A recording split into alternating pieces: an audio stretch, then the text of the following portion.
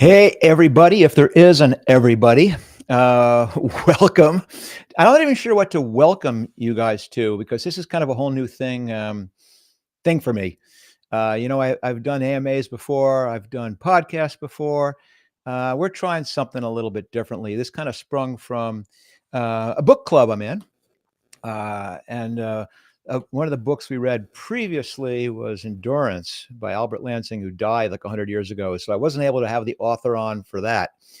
But the book club just read this really crazy book, came out a while ago, called, The Subtle Art of Not Giving a Fuck.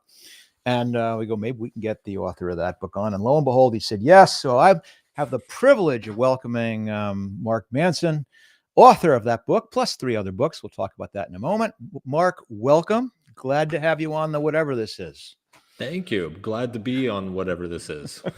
Yeah, that could be, since I've learned so much from you about counterintuitive naming, maybe that would be a good way there is the whatever this is with Mark Randolph.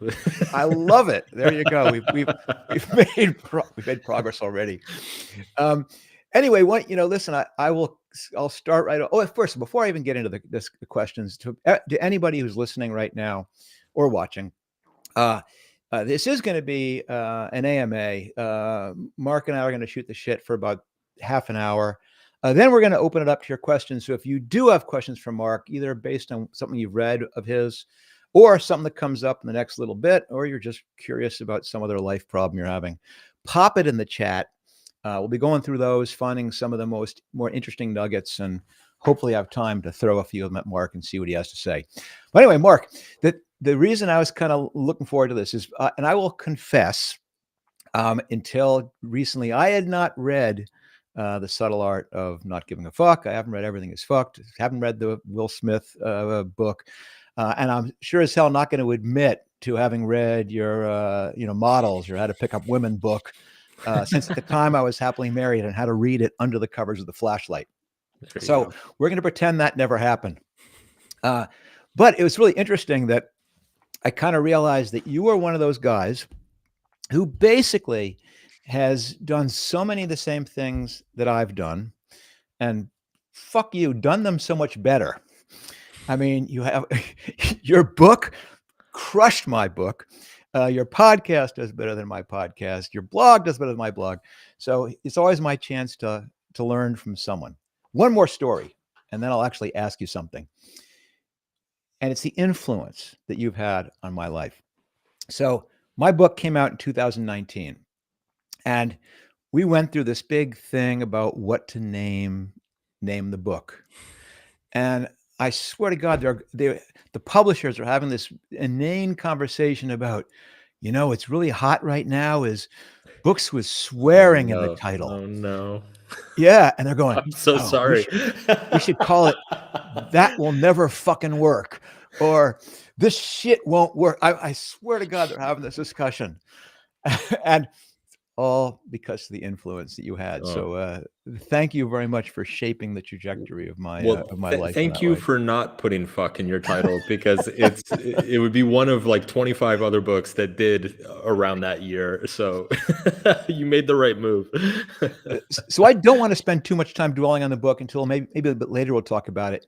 But as a writer, you've got to admit that was, whether that was your idea, whether that was the publisher's idea, was one of the most brilliant things you could have done. Or do you think it was a brilliant thing in retrospect? Was that a good choice, a bad choice? Well, it's as many decisions like that. In hindsight, it seems brilliant. In the moment, it was risky, right? And I remember we actually had a long discussion about it, me, my agent, the publisher. And there were pros and cons on either side. So like we had seen that title worked well on my blog on the internet, and that it had gone viral on Facebook at the time. So there was it had been market tested to a certain extent. But on the other hand, the publishers said, if we put fuck in the title, like point blank, a lot of retailers aren't going to put you in their stores. Walmart's not going to stock you. Target probably won't stock you.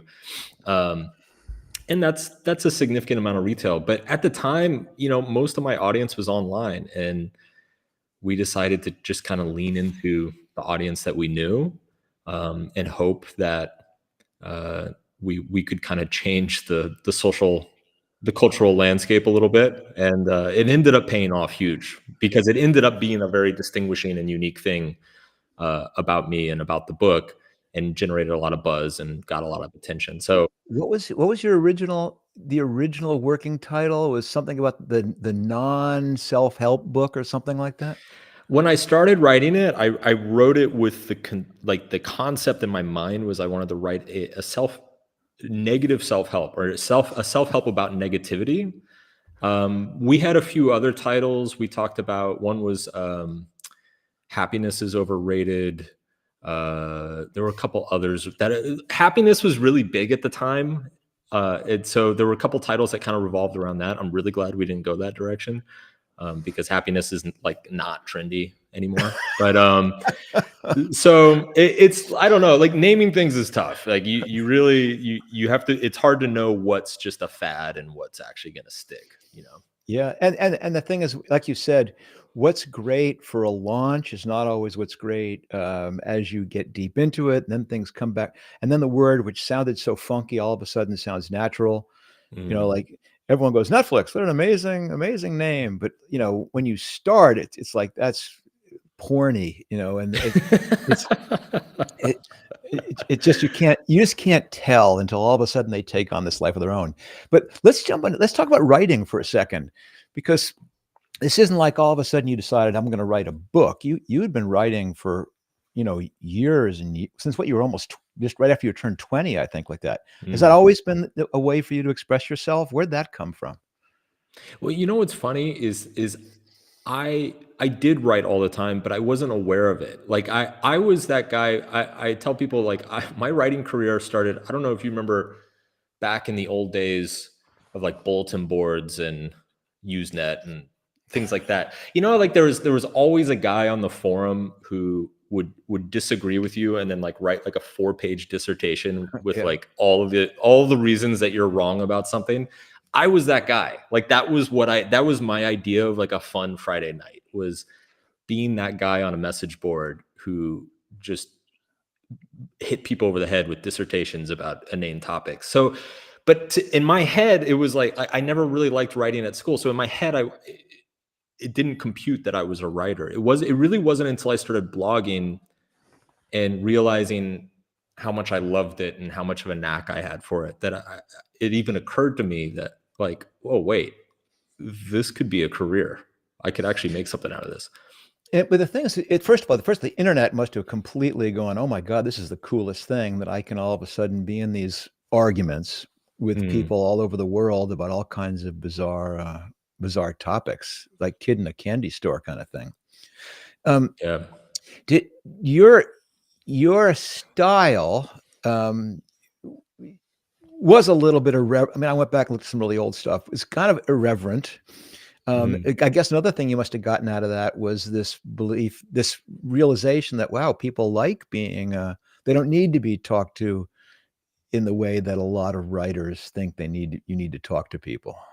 Yeah. I think I think as a whole, writing has become much more conversational over the past couple of decades. And I really do think that is largely due to the internet. I think, in conventional media, there's gatekeepers, and those gatekeepers tend to be very highly educated people who went to Harvard and Columbia and have master's degrees and stuff. So to get through the gatekeeper, you kind of have to impress this very highly educated, maybe slightly pretentious person. And the internet removed that. Suddenly you can build an audience just by connecting with each individual audience member on an emotional level. And so it was very, when I started, it was really just, I just wanted to write the way I wanted to write. I just wanted to write the way I thought I talked to my friends. And I didn't want to feel like I was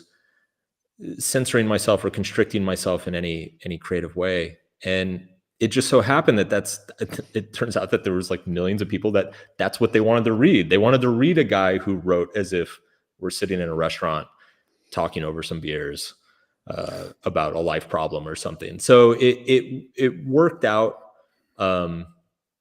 extremely well. But I do think there is a broader cultural shift that's happened around that.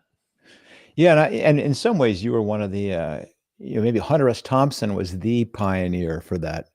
But Mm-hmm. in this other sense, you certainly took advantage of what the internet could do, because it wasn't like you said, ever since I was a kid, I want to write a book, and then you've got to convince some publisher to let you rant about how fucked everything is. You had years, I don't know, 10 years or more of practice writing, of building an audience, of recognizing people wanted to hear what you said before all of a sudden a publisher reached out to you and said, I like this. And I guess there was one particular blog post you wrote, which was that the genesis, or was that just is that myth and legend? That's where the book came from. Well, I did write an article in 2015 called "The Subtle Art of Not Giving a Fuck," and it went incredibly viral. But what most people don't know is that a lot of what's in that book is taken from a number of viral. I had a string of viral articles from, say, 2012 to 2015. Kind of back to your point of being aware of the media landscape or how it's changing. I think, I think any successful career, there's probably I think Warren Buffett said this. He's like, it's really about, there's like maybe half a dozen really good decisions you make, and then everything else is just like not fucking things up. And I think one of those like very good decisions I made, I remember when Facebook's news feed came out, and it just became very apparent to me that like, wow, you can get insane distribution for free, essentially. Like if you just write a really good title, you can get absurd distribution for basically nothing. And so I started focusing very, very hard on titles and like first sentences of the article, really paying attention to, when you put the link into Facebook, like what the image that came up was.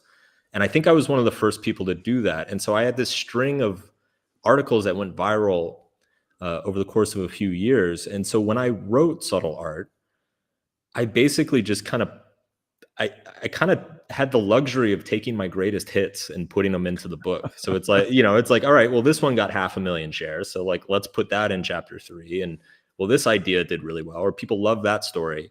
And then the actual title of the book, Subtle Art of Not Giving a Fuck, that was kind of the most viral one. So it was, in a weird way, it was like the book was somewhat crowdsourced.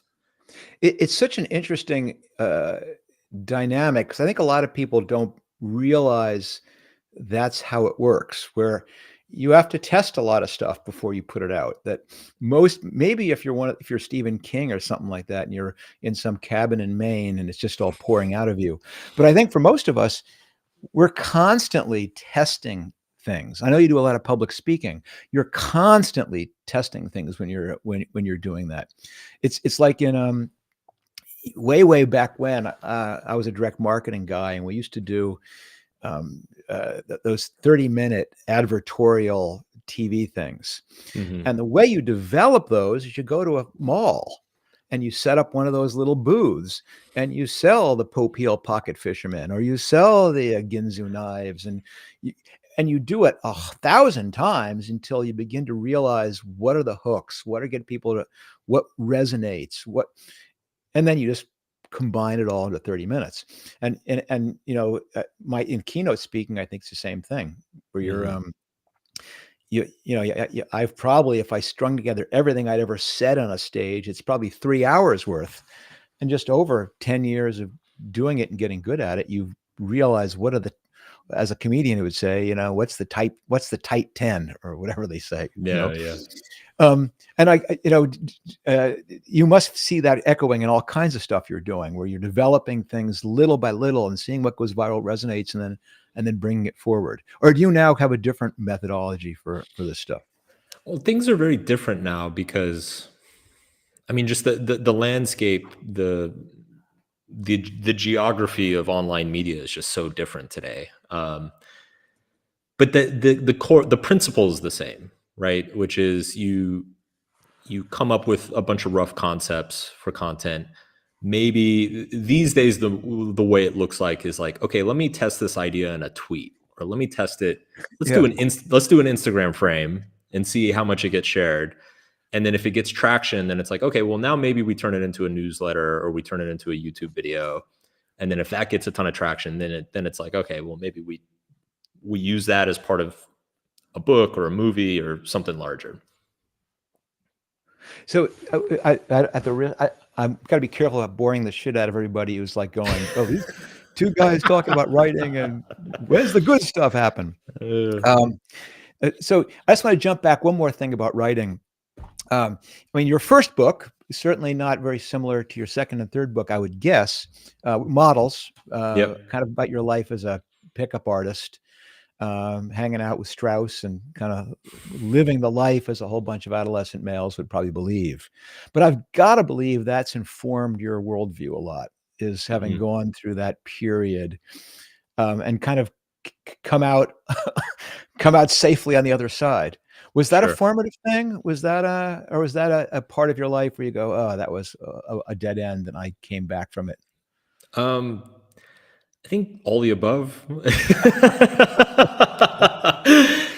It was very formative in that I think it did two really good things for me at an early age. One was it forced me to be a very keen observer of people and really understand, be very realistic about like how people actually behave, what people actually want. Because I mean, as you know, like people will say they want something, but then they don't actually want that thing. They will say that they believe this, and then when actually put in a situation, they'll go do the opposite thing. And so it was definitely a crash course in human nature in a lot of ways, and being kind of on the front lines of seeing human nature, and that was incredibly useful. Obviously, it helped me get started in writing, so that was incredibly useful. On a personal level, it was a failure. Like it didn't really, I mean, sure, I went out, I had a lot of fun experiences, I dated a lot of women, it was cool. But honestly, I look back at most of that time, and I'm just like shocked at how much time and energy I wasted in bars and nightclubs, and am a little bit appalled by it. You know, it's like, talk about things that don't scale, like just Yeah. pounding back vodka tonics in a nightclub on a Thursday night. Like that is the most unscalable life experience that you can possibly have. So, yeah, it ended Scales your up life in a being, way. It makes it shorter, you know. for sure. And I mean, and it's also, it's very empty, you know, like it's there, you get some thrills here and there, but it ultimately, it ends up being very empty. And so I wrote Models. Models was the intention behind it was, the first intention was, I got to get the fuck out of this industry. Like this is the last thing I want to be, is like the 45-year-old at the nightclub talking to girls half his age. Like that just, there's no way. I'd rather be homeless than do that. So I got to get out of this industry. And then Models was really like, okay, well, what is the actually like emotionally healthy advice that men need to hear that I never heard? And I'll just write that book, and it'll be kind of my mic drop on the way out the door. And ironically, because I was never a big name in that industry. I was always like one of the smaller, kind of more marginal figures. Ironically, that kind of goodbye letter of like, hey guys, you're all screwed up, and here's how to be a little bit less screwed up. That was the thing that got traction, and it still sells incredibly well today. It's, if you go on pickup forums today, it's like the first recommended reading. You know, there's like, you go on forums, it says like, don't ask a question until you've read these 3 books, and Models is pretty much always the first one. So in a bizarre way, I am very proud of it, and I hear from guys all the time who tell me wonderful things from it. But yeah, it was my goodbye address to that industry.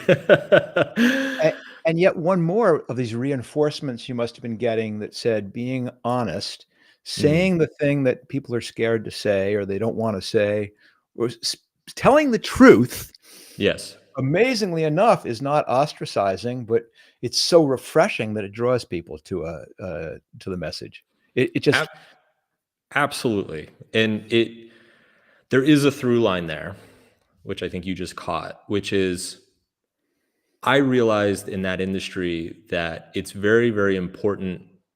If you can be the person that says the thing that needs to be said and nobody else is saying, that's extremely powerful. And so when I left that industry and kind of pivoted into more conventional personal development, one of the first questions I asked myself is, what needs to be said in this industry and nobody is saying? And to me, that was very obviously like pain's an inherent part of life and you're never going to get rid of it. Like no amount of positive thinking and feel good, touchy woo woo stuff is ever going to completely eliminate problems and struggles from your life. And that's just not being broadcast enough. So that became the drum that I banged on in the self-help world. yeah, it's interesting because I think I stumbled on something similar quite a long time ago, which is that there's so much myth and legend in the world that I'm in, the entrepreneurial world, that someone needs to go, "Hey, wake up. This is not as easy as it looks." Mm-hmm. And I will dig into that in a moment. But it's like, for example, when I started my blog, which probably is about 15 years ago, my subhead was tough love for entrepreneurs. Because I Nice. kind of saw myself doing that exact same thing. Is like someone has got to say all this beautiful, how great this is. They're they're deceiving you. But let's segue a little bit into entrepreneurship, since my most people are watching are entrepreneurial in some degree. But before I do, a quick break. No, those of you out who are listening, just want to let you know that even though could talk to Mark for 2 or 3 hours, I'm reluctantly going to take some of your questions. So if you have anything you'd want to ask Mark, just pop it into the comments. We'll take a break at probably about 20 minutes of the hour or some point in there and get to your questions. So if you have anything you want to ask, be sure to ask it. But I want to ask about entrepreneurship, because I think that was one of the more surprising things that I picked up as I read the book and as I dug a bit more into your background is that lo and behold, you actually are, I guess you would consider yourself an entrepreneur. I mean, do you consider yourself an entrepreneur? I do. It took me many years to not feel weird saying that, but I absolutely do. Yeah. You got to be careful. That's a fine line between entrepreneur and want-trepreneur. Where, Exactly. but I guess you started an online business like in 2008 or something like that. Was that legit? Yeah, well, so this is where this is where the discomfort was. I was I wouldn't call it failed, but like I started some very unsuccessful small e-commerce businesses, around that time. That's actually why the blogging started, because back then the way you got traffic to your website was you like Google loved blogs. So if you wanted to get ranked for search terms, you needed to just blog like crazy. And what I discovered was I was pretty mediocre at the e-commerce, but I was actually very good at the blogging. And so, I pivoted into the blogging. But I always hesitated to call myself an entrepreneur, even though I monetized my blog. I was financed by my audience. I self-published books. I released products to my audience. I fulfilled my own product. Like everything an entrepreneur does, it just felt weird to say it because it wasn't, I didn't have a cap table and I wasn't in Silicon Valley, like all that stupid stuff. Yeah. As time has gone on and I've gotten older and a little bit more mature, and as this space, what's now become known as the creator economy, as this space has grown and evolved, what I've realized is that I was just actually very, very early to what is now known as the creator economy. And that a lot of the things that I was doing was in some ways kind of pioneering and just early. So these days I do take it a lot more. I do adopt that label. I identify as one.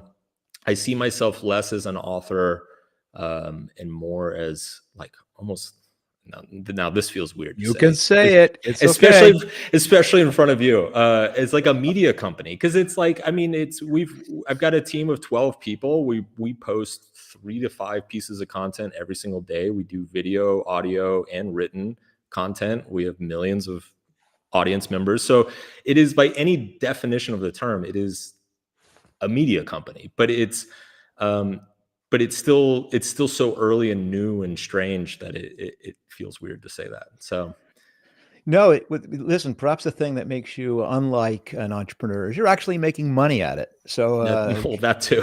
consider yourself in the in the good category. Mm, But it's interesting, like for example, I noticed that on your podcast, you had Noah Kagan. This is a mhm. serious entrepreneur, not Yeah. a self-help guru who you want to hear the latest theories from. I mean, you lecture. I forgot the name of the business school in Austin, but in Texas rather. But you Red lecture. McCombs. Yep. Yeah, McCombs. You talk about you speak to entrepreneurial audiences at McCombs. You give speeches to some of the biggest companies in the world. So what are you telling them? Are you giving them? Are you trying to find the intersection between some of your more philosophical stuff or psychological stuff, or more lessons from entrepreneurship? How do you? Where's that intersection? Why do these companies care? Well, I think initially they just wanted to look cool and bring in the fuck guy, but there are, to Say. answer your question, there's a lot of overlap, right? Entrepreneur, a huge part of my philosophy is kind of this embracing of struggle and failure, not being afraid of failure, not being afraid, like seeing failure is a good thing, seeing rejection is a good thing. Um, Take radical responsibility, uh, the acknowledgement of like, everything is a trade-off and you just have to try to choose the best trade-off possible. So like all of these things are directly applicable into business and entrepreneurship. And so there is, it's almost like a fig leaf type thing. I'm kind of like, I think I'm often brought in as the motivational guy, but it ends up just a lot of the concepts just map one to one into the business world. Um, and the other thing too that's happening more recently is that this concept of personal brand is becoming more important in the entrepreneurial space. You see a lot of founders who are trying to grow their Twitter account and trying to the build in public phenomenon, where people are sharing the progress of growing their company as they grow it, and it kind of becomes their primary PR vehicle early on. So there is this interesting intersection that's happening between personal brand, which is what I've been doing for 15 years, and then actually like that's kind of becoming the new business card or the new resume, is like, what does your Twitter feed look like and how many followers do you have, for better Yeah. or worse. Yeah, and I'm sorry about asking about the speaking, because I realized that was a setup. Is that what you kind of what you kind of figure out is when you're doing keynote speaking is that 95% of the reason you're invited is to sell the tickets, is to get people in their seats. If it's before, Totally. if you're your kickoff speaker, or to keep them in the chair, not leaving early if you're the last speaker. And then what you say is like, well, whatever. Yeah, we just needed to promote his name. So, that's Very okay. true. But Very then, true. like you said, you go, I've got these people for 40 minutes, 50 minutes. I may as well try and see if I can move them a little bit in their thinking. But I got to tell you, the thing that made me recognize just how similar, how entrepreneurial a lot of the things that you write about were, is just a couple of little things. So this is one of the, and I have no idea where in the book this is. If it's at location 479, if that tells you anything, since I'm reading it on a Kindle. People want to start their own business, but you don't end up a successful entrepreneur unless you find a way to appreciate the risk, the uncertainty, the repeated failures, the insane hours devoted to something that may earn absolutely nothing. And then another quote. I got two more. I was in love with the result. This is you talking about music. The image of me on stage, people cheering, me rocking out, pouring my heart into what I was playing. But I wasn't in love with the process. And the last one. And what it took me a long time to discover is that I didn't like to climb much. I just liked to imagine the summit. Mm. Um, and the reason all three of those quotes struck me is, my God, that's the message I hammer into people every day, and I've been doing for 20 years, is that people have this totally wrong idea of what entrepreneurship is. It's so glorified in movies and in TV and in books, and they don't realize that most of it's really unpleasant. Yeah.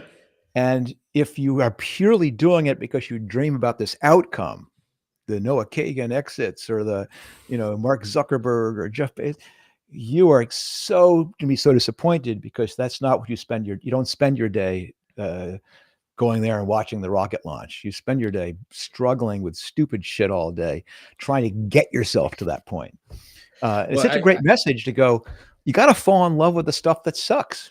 yeah, absolutely. And I have to take this opportunity to ask you, as someone who has scaled a business larger than almost anybody in human history, is there ever a summit? Is there ever a point where you're like, I did it. Oh, okay. Nice, guys. Like, because I feel like there is I've yet to meet anybody who has ever experienced a quote unquote summit.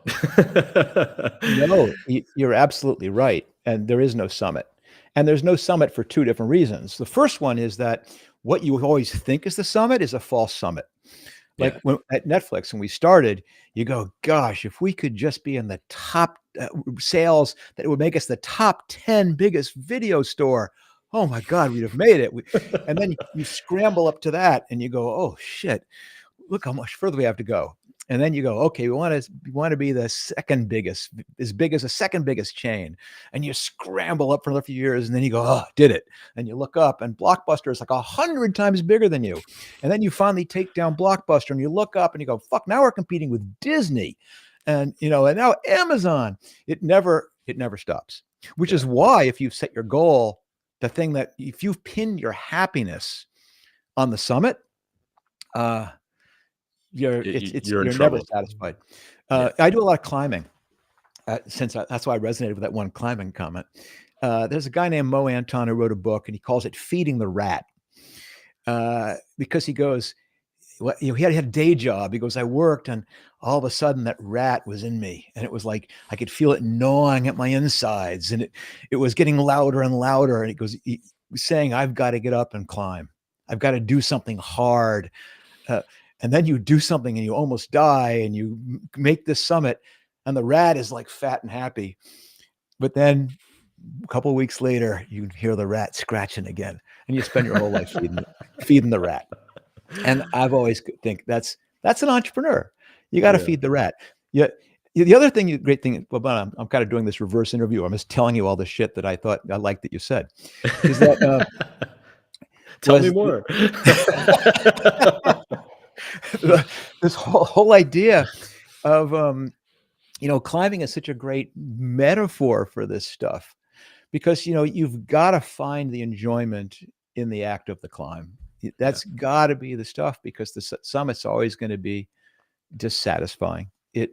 That what makes entrepreneurship awesome. Oh, I know what I was going to say was that when I look back, and maybe you're the same way, I look back now on the Netflix, and the stuff that I remember is not the really awesome, amazing times that we did great. It's the struggle times. That's when I go, that was so fun. When we're up at like 3 a.m. and the whole team is there and we're losing our shit trying to get something to happen.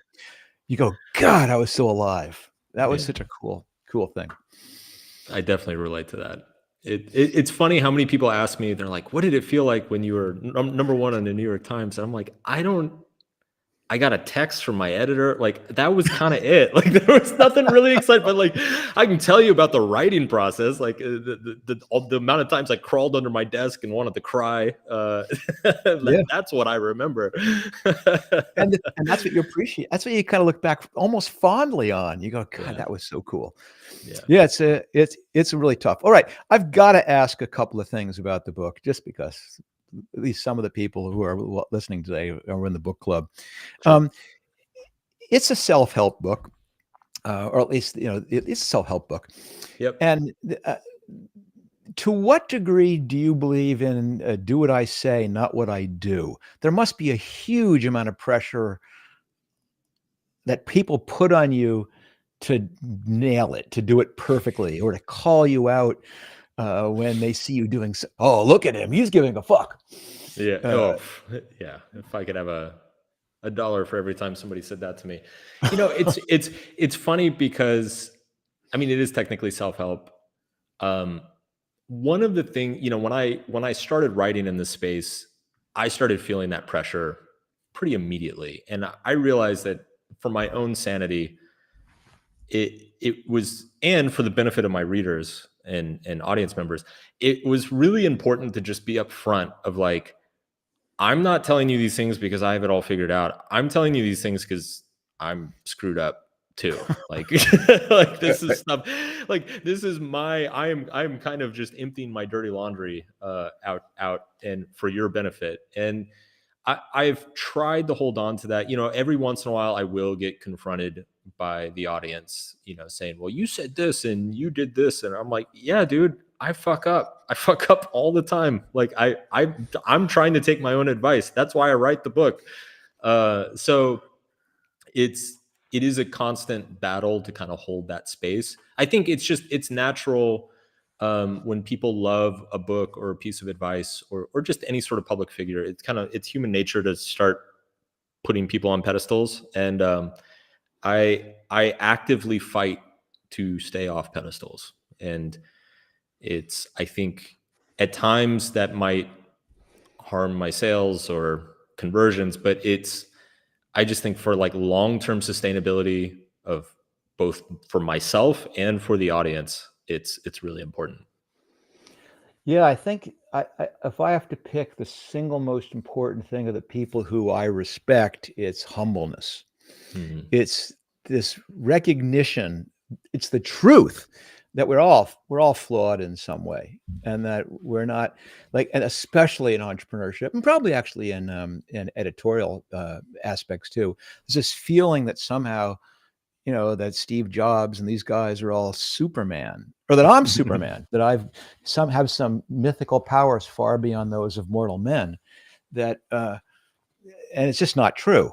I mean, a shitload of things broke right for me.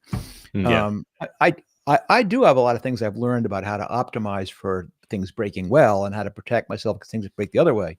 But it's not like a superpower. And I think people respect when someone else comes out and says that, hey, I'm figuring this out right along. You can do this too. That Yeah. this is not a superpower. But listen, Mark, you're getting older. You're God, you're 40 now. Oh my I God, did you ever know. think that was going to happen? Um, I hear it uh, just gets worse too. oh no, it gets better. But Yeah. it gets better in one respect, is that as most people who know me, I really give a fuck about very little, and it is Mm. so unbelievably wonderful. Um, but listen, I'm old, rich, and those two things happen a lot. But the rich part's hard for people. The old part happens naturally. Do you find that as we get older, it becomes easier to care less? Is that something which will happen naturally to all of us as we get to a point in our lives where we go, well, whatever? I think for most people, probably. I think let me put it this way. I think anybody who is developed an ability to learn from their experience, it is inevitable that they will give fewer and more accurate fucks. And I think a lot of that's just, it's purely through life experience. When you I think I as I get older, I become more convinced that a lot of what we perceive as problems when we're young it's just lack of experience. If you've never been dumped before, it seems cataclysmic, but by the time you're 50, you're like, oh, it's this again. It's If Yeah. you've never had a business fail before, it seems like the apocalypse, right? And um I think a lot of wisdom is just earned through weathering time and the natural failures and disappointments that come with it. It's those immortal words this too shall pass. Yes. Which you begin to realize that's true. not Yeah. just my dad spouting at me because I fell off my bike. Two other quick things, and I do want to get to some questions here. Where is it? Let me see if I can get to this quickly here. You wrote in the book here, one day, future Mark will look back on present Mark's assumptions and notice flaws, and that'll be a good thing. So you wrote this thing. You kind of, like me, you're never done writing a book. You just are forced to stop. And I wonder if there's a lot of stuff, if there are things in there that you feel you got wrong that you wish you could go back and fix. It's, first of all, I think I haven't read the book in a few years, but from what I remember, I don't think there's nothing that I would just, completely cut and then rewrite or just get rid of entirely. There are a number of things, there are a number of topics in the book now that I think I would be able to give them a more nuanced treatment. There's a section in the book about self-esteem and entitlement, and I think directionally that chapter is correct. I think the general principle of the chapter is correct. But now when I, like, just as somebody who's older and also as somebody who's like a lot more familiar with the research than I was 10 years ago, I think there's a more accurate way to present that chapter in a more nuanced way that would have a little bit more clarity. So there's a lot of stuff like that of just, sections or individual points or stories that I'm like, I could probably do that better now if I had a shot at it. And I guess that's the beauty of having a blog. It's the beauty of having the podcast. Beauty of having the platform is that you can you can fix a lot of the stuff that you may have gotten wrong. I had to do a mea culpa just recently, because in my book, I described this party we had at an offsite. And I was talking about having a fake tattoo of a big buxom woman in a bikini, and how I thought it would be funny. And then I looked back on this as this fond culture building moment. And like now I look back and I am horrified, that first of all, that I did it. And then worse, that even as recently as 2019, when the book came out, that I still thought that was that was building the kind of culture that I actually wanted to share. Yeah. And then you kind of go, okay, all I can do is move forward and try and be a better person, going forward. It's part of life, isn't it? Yeah. Well, speaking about part of life, God, I have so many more great questions, but that's okay. But let's see if the audience can top some of my scintillating interview qualities here with some great questions of their own. So why don't we bring up Hunter and Jake and see if they've got anything they want to shoot you from audience questions. All right. Well, first of all, that was awesome. And I'm almost tempted just to leave the stage again and let y'all continue to rip, because this really is a treat. But it is that time where we get to ask some questions and hopefully get them answered. So I'm going to bring Jake up here. He has some questions from the audience. I have some questions from the audience. And hopefully we can get y'all's takes. How's it going? Glad we finally got this to happen. So I'll just dive right into it because I know we don't have a ton of time here. But, I noticed, actually, this is more of a general community question, but as I was doing research on you, Mark, some people, mostly on Reddit, call you a pseudo-philosopher. Why do you think you have such outspoken opponents? Is there something in particular about your message that you feel like invites that? I think I'm glad I didn't ask that question. Yeah, I know it's funny. I had this conversation. So I'm friends with Ryan Holiday. He gets the same criticism quite a bit as well. And he and I recently had a conversation about this on his podcast. And I think what happens is,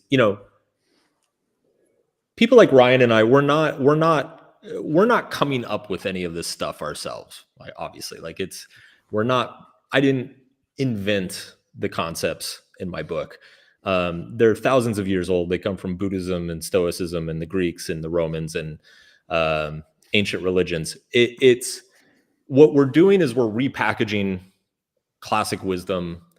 We're repackaging truths that are difficult for people to remember and packaging them in a way that help them stick in people's brains. And so I think a lot of people who are genuinely into hardcore philosophy, they see that as kind of a cop out. Like they don't respect that. I think they kind of have this unreasonable expectation of like, well, everybody should go back and read the original Plato like I did. And it's like, well, no, most people aren't going to do that. And so I strongly believe I'm doing a good for the world if I can go read the original Plato, kind of package some of the best ideas, and then frame it in a way that the average person on the street will understand. But yeah, to somebody who studied philosophy, that looks like pseudo philosophy. Yeah, they feel like you're being a reductive bad boy. Yeah, and I am being reductive, because it's like the average person doesn't give a shit about the nuance of the Nicomachean ethics. Like they just want to know what to do, and so I'm perfectly happy to read it myself and say this is what Aristotle says to do. Oh, and here's a funny poop joke that goes along with it. Because Aristotle he was bad at that. He needed more poop jokes for sure. Or dad jokes. He's famous for those, Aristotle. Yeah. Cool. Well, I'll pass off to Hunter for the next one. Cool. Yeah. Sorry, I'm still processing that. But so, Mark, you are a writer, and so the medium that you are the most familiar with is ink on page or pixel on screen, as it now is. And I was curious how you got started in your YouTube channel and how that transition was from written media to visual media, because that must have been some sort of a shock to all of a sudden go, wow, I'm like the star of the show on camera, so to speak. Yeah. YouTube, it was a decision I made just recently, a couple of years ago, to start investing and trying to get good at it. And there are really two reasons. There's a business reason and a personal reason. The personal reason is simply that I really felt like I was in a point in my career where I wanted a new challenge, a new mountain to climb, to keep the metaphor going. And I found that I was craving being bad at something, like just not knowing what I was doing again. And so video, and I really started to get into the video production process and really trying to understand like how all the differences between video and written word and the nuances behind it. But the business reason is just, I think in the online content world, or in the creator economy, I think there's just the most opportunity right now is in video. And that kind of marriage of strategic necessity and just a personal seeking of challenge is what drove that. And then in terms of like the differences, I mean, the biggest thing that I've learned is there are a lot of things that look great on the page and they don't look great. They don't transfer well visually. And then there are other things that look like terrible on the page, but they make for an awesome scene or shot in the video. So it's really understanding the nuance of what makes something visually interesting, what holds people's attention visually versus like conceptually or abstractly. Working through that stuff that's been my big learning curve the past year. That's awesome. I love that part of the reason is you just wanted to be bad at something. I think that's a really cool, that quick learning curve when you start something new is one of the most satisfying things anyone can experience. Yeah, it's fun. All right, Jake, what do you got? All right, next up here, we've got Matt and Alex from LinkedIn ask, what would your advice be to anyone who's invested years of time and energy into a business or an entrepreneurial pursuit, but didn't necessarily get the success that you and others have had? What advice would you give to them? I mean, it depends a lot.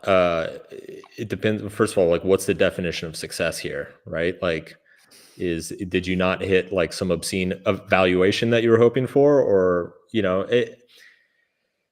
it really depends on. It's hard to answer this question without like knowing numbers or growth figures or anything like that. But I think, I guess the broad general principle that I would reply with, and I'd be curious what Mark thinks about this, or thinks about this question, is just like, how are you defining success? Like, what is success? I've had a lot of friends who have grown, small companies that earn them $500,000 a year, but they were hoping for $10 million a year, so they feel like failures. And it takes them a while to kind of wake up and be like, dude, you built a thing that gives you $500,000 a year. Like, that's fucking amazing. Like, that's not a failure. Right. So Yeah. I would just be wary of falling into that trap, and just know what your definition of success and failure is. Know, as long as you're growing, growth has a big part of this. If you're still growing, like, what does that trajectory look like? So anyway. That's exactly I think that's a great answer. How I would have answered that too. It's like, if the reason that you're doing it is to become a billionaire, well, you fucked up.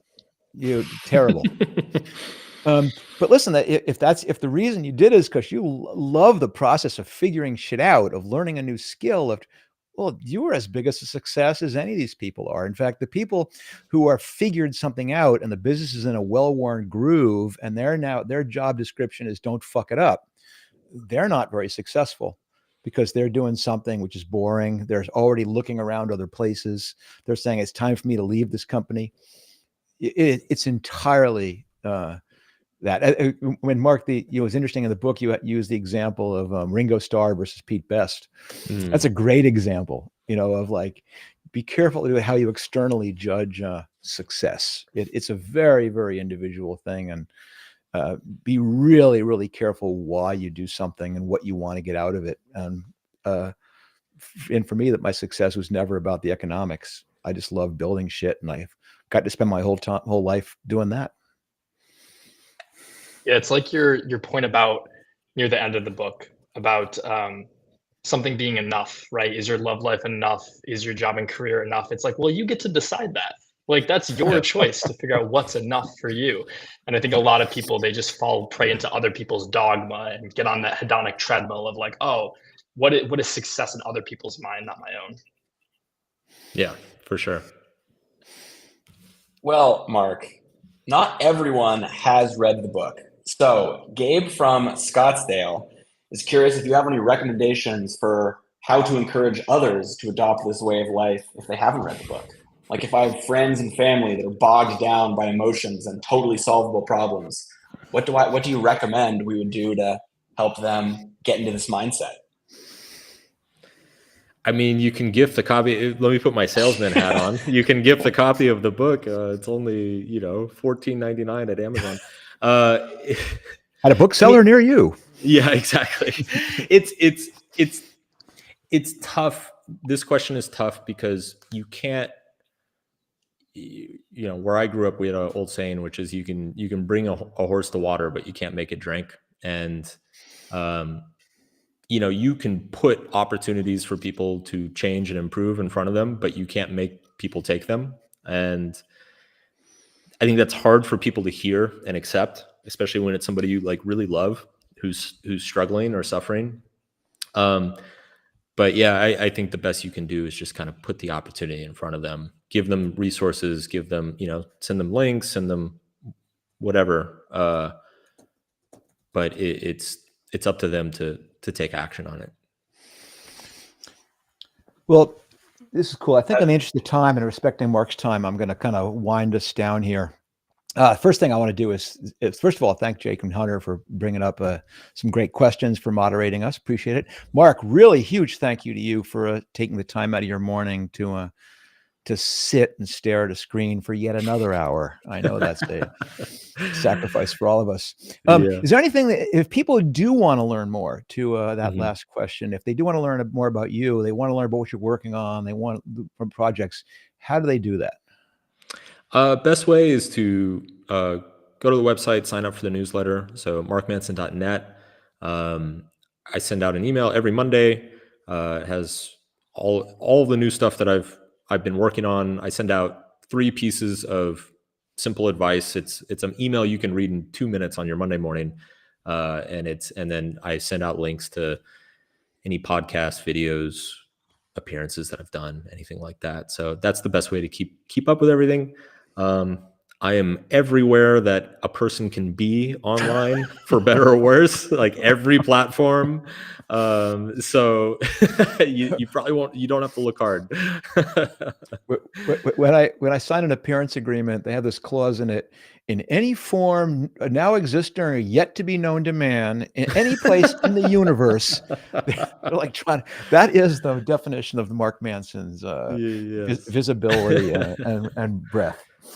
Yes. Well, Mark, listen, my last question. What the hell? MarkManson.net? What was that? The alternative? Mark Manson 77241 at AOL.com? Is that it? Help me, Mark. I don't, okay. Quick version of this story. I've been trying to get markmanson.com for 13 years. I have gotten 3 different brokers so it's owned by a guy named Mark Manson. He's in his 70s. He's owned it since 1998. There's never been a website there. I have offered him multiple 5-figure deals. He's turned every single one down. Every broker that has gotten in touch with him says that he is the most impolite, unbearable person to speak with. If anybody can get me Mark Manson, if anybody can track this guy down, I'm literally just waiting for him to die at this point. So I own every other domain with my name in it, but it's. Yeah. Well, I'll miss two comments. One, hey, that's tough. Another one, that motherfucker. Yeah. All right. But go easy on him, folks. Yeah, that's funny. It's a great way to take us out. But listen, thanks for your time this morning, Mark. Really appreciate it. I think the audience really loved it. Thanks to everybody who tuned in to watch it. And listen, we'll be back with more at some point in the future of what are we calling the show, Mark? Whatever this is. Whatever this is. Whatever this is. Whatever this is, it was great. All right. Cheers.